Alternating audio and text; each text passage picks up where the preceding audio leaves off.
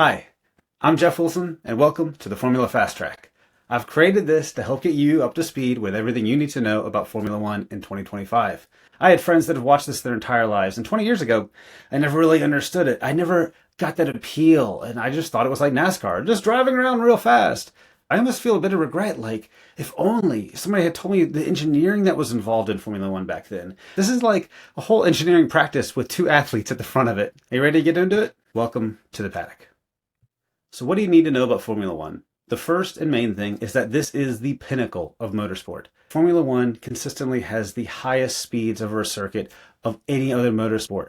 NASCAR, IndyCar, Hypercar, MotoGP, Formula One is the top, the cream of the crop.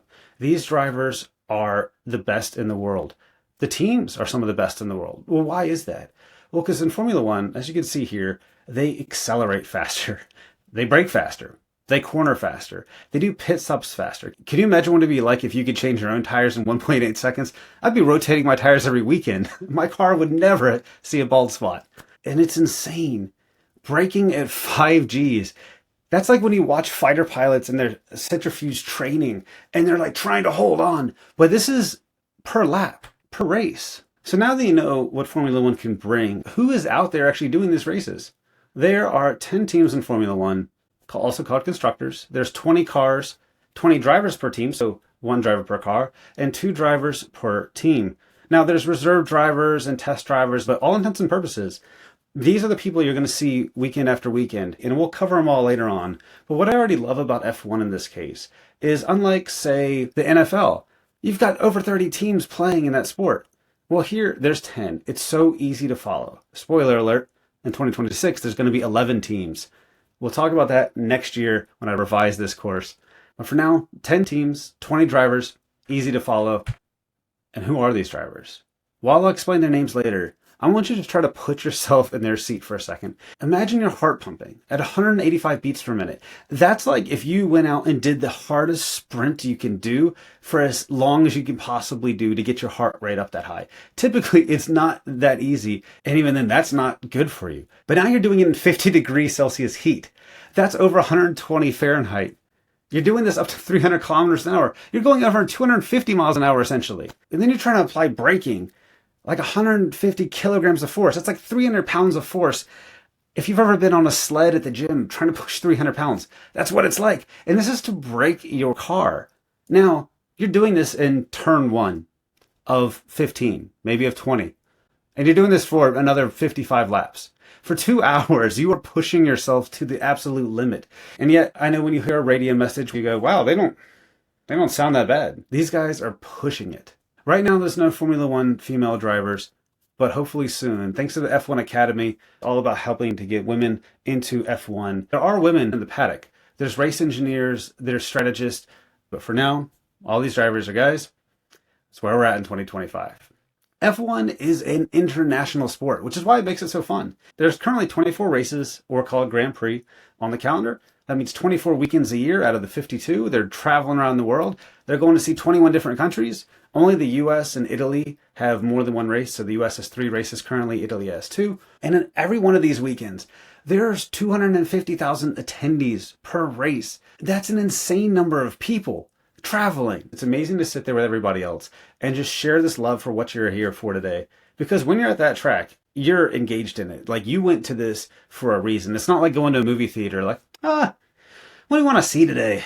This is like you've made a weekend out of it. This is a spectacle. This is something you're going to remember for the rest of your life. I hope you get the chance to go. I've heard Hungary is one of the cheapest places to go for all of F1.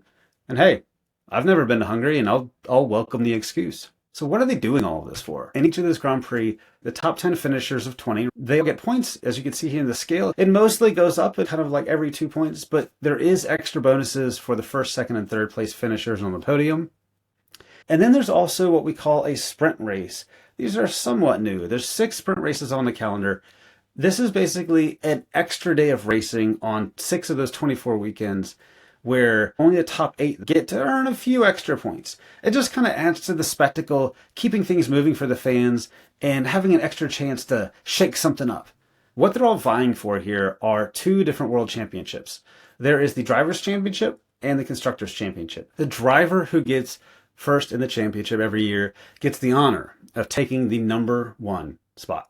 And what I mean by that is all drivers have numbers. They'll see it painted on the cars, often on their helmets, and whoever finishes first gets to take the number one number. In general, you could say that the Drivers' Championship is the most important to everyone. Every team wants to have that number one driver.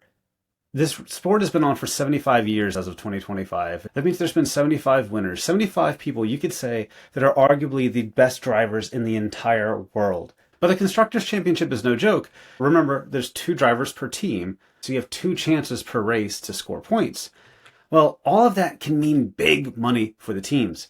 Winning in F1 brings big dollars. Every position can mean about tens of millions of dollars, as you can see here. I found this handy diagram from the race.com. I get a lot of my news from there, and I love to see what they're seeing as other fans. Now, there's something interesting about this diagram here. McLaren actually won the 2024 Constructors' Championship, but they're only 4th in the list in terms of prize money. That's because Formula One provides incentives, bonuses, for performing well in recent years. Red Bull has come hot off the heels of multiple world championships, and Mercedes won multiple world championships since 2014 to 2021. So all of those previous winnings, F1 is kind of congratulating them with some bonus money, something to add to their pot regardless of where they finished. And McLaren hadn't won a championship in over 10 years, and their points recently had actually been quite low. They've come up very fast in the past few years, so that's why they're still a little bit down there. But again, getting first place comes with a lot of sponsorship opportunities, new followers, new fans. Every position gained is critical for a team. Ferrari's interesting because Ferrari has been racing in Formula One since 1950. So they get this historic legacy bonus, if you will. So there's more than just winning a position in the constructors. It can only take one race to change it all. If you've seen 2024, Alpine, out of nowhere, towards the very end, got 2 drivers on the podium. It catapulted them from the back of the field into about the midfield, earning tens and tens of millions of dollars from nowhere. From one race out of 24, everything changed in terms of that team's prize money. All of the positions matter so much, and that's why it's critical to get everything right on the race weekend.